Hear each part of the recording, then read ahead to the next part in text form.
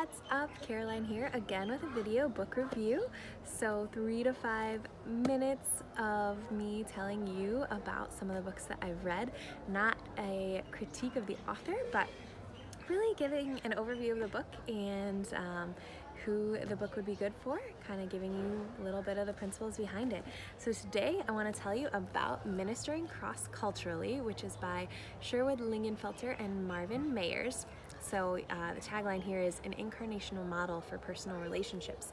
And this book was so cool. You know, you read a lot of books that want to teach you something, and there's often an assessment at the end of the book that they want you to complete, but this book starts with that. So chapter 1 kind of introduces things, and chapter 2 there's an assessment, and you really go for it.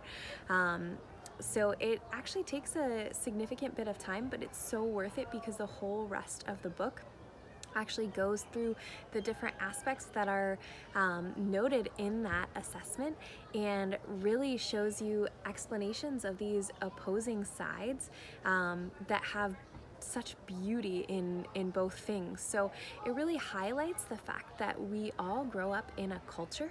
Now, we can be talking ethnic culture, or we can be talking personal culture. I know for me, my husband and I come from the same ethnic culture, but the way that we were raised in our homes, though it may look similar, there are really different things different ways that we operate and think differently. And so this book has helped me understand him better and him understand me better and relate to one another more easily. So this book, I would say, is definitely for, as you can see in the title, Ministering Cross-Culturally, anyone who's going to minister cross-culturally. So first in my mind is anyone launching or wanting to go into full-time missions, because you are likely going to a place where the culture is different than the culture you grew up in.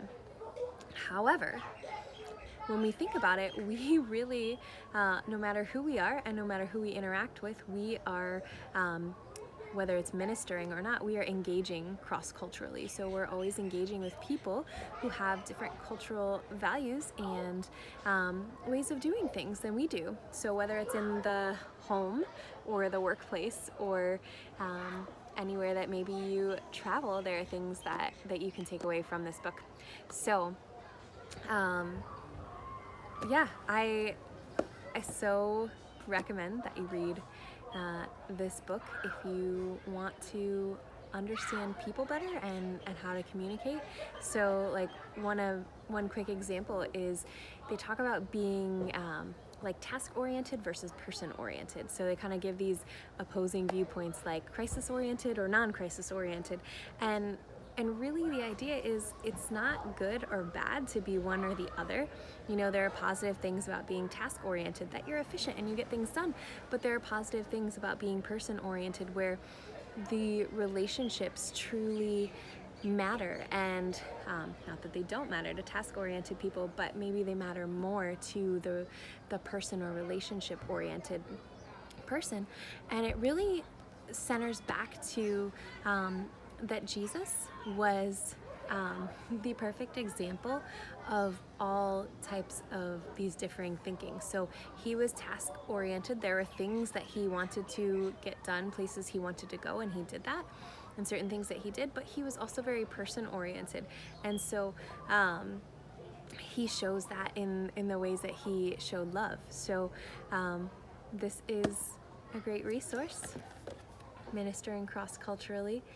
I would love to hear what you think if you do end up reading it. So I will see you next time.